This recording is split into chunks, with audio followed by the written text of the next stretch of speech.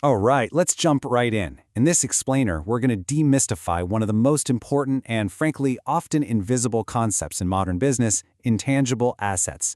We're going to break down the official accounting rules to figure out, how do you measure value when you can't even see it? So, let's kick things off with a pretty simple question, just to get us thinking about where a company's real value truly comes from. When you picture some massive corporation, what's the first thing that pops into your head? Is it the things you can actually see and touch? Like their giant headquarters or their products sitting on a shelf? Or could its real value be hiding in something else entirely? For the longest time, we've thought about value in these physical terms.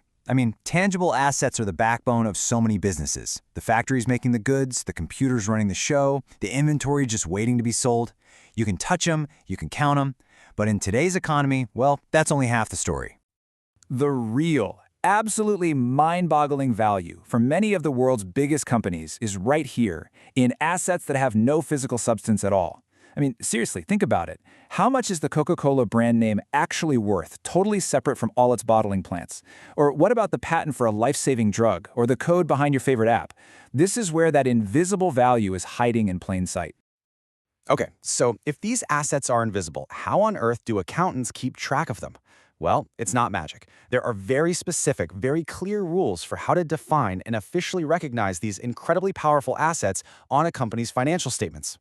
The official definition from International Accounting Standard 38, that's IAS 38, is short, but it's really powerful. So let's pull it apart. Identifiable just means you can separate it from the company, maybe even sell it. Non-monetary means it isn't cash. And the big one, without physical substance. You literally can't trip over a patent. Now, just having one isn't enough. For an intangible asset to get officially put on a company's books, what accountants call being capitalized, it has to pass these 3 tests. First, it's got to fit that definition we just looked at. Second, you have to be able to show that it's probably going to make you money down the road. And third, and this one is absolutely crucial, you have to know exactly what it costs to get it. And that brings us to a fascinating and really, really important twist in the rules. It makes a huge difference whether a company buys an intangible asset from someone else or builds it themselves from the ground up. Okay, so check this out. If a company pays, say, $10 million to buy another company's brand name, that brand can be put on the books as a $10 million asset. Simple. The cost is clear, it's reliable. But if that same company spends $10 million on an amazing marketing campaign to build its own brand, that entire cost has to be treated as an expense. So why the difference? Because it's pretty much impossible to separate those marketing costs from just the general day-to-day cost of running the business. And this is a perfect example of how conservative accounting really is. The rules are super clear. They flat out forbid companies from capitalizing their own internally developed brands or customer lists or anything like that. And it makes sense, right? This stops companies from just inventing a huge value for their own brand and sticking it on their balance sheet, which would be totally misleading to investors. All right, now let's dive into 2 of the trickiest special cases that every accounting student has to get their head around: goodwill and, of course, research and development. Goodwill is, well, it's the ultimate intangible asset. Think of it like this. It's the premium you pay when you buy another company that's over and above the value of all its individual parts. It's the price you're paying for its secret sauce, its incredible reputation, its brilliant team, its loyal customers.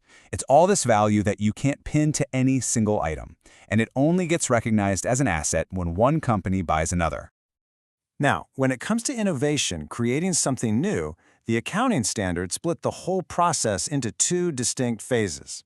You've got the research phase, that's the blue sky thinking, the lab work, the hunt for new knowledge. And then you have the development phase.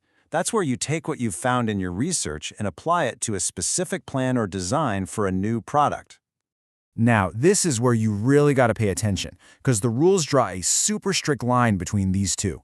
All the money you spend on the research phase must be treated as an expense. It gets written off immediately. But the money you spend on development can be capitalized as an intangible asset, but only if you can prove a whole bunch of things, like the project is technically possible, you actually plan on finishing it, and of course that it's going to be profitable. So, let's pull all these rules together and see why getting your head around intangible assets is so critical if you want to understand the value of pretty much any company in the 21st century. And here it is. This is the big reveal. Because of all these strict but pretty sensible rules, a company's most valuable assets, like its world-famous brand that it's built up over decades, might not even show up on its financial statements at all. This means the official book value of a company can be wildly different from its actual market value. The real value is literally hidden from view. And that's really our key takeaway.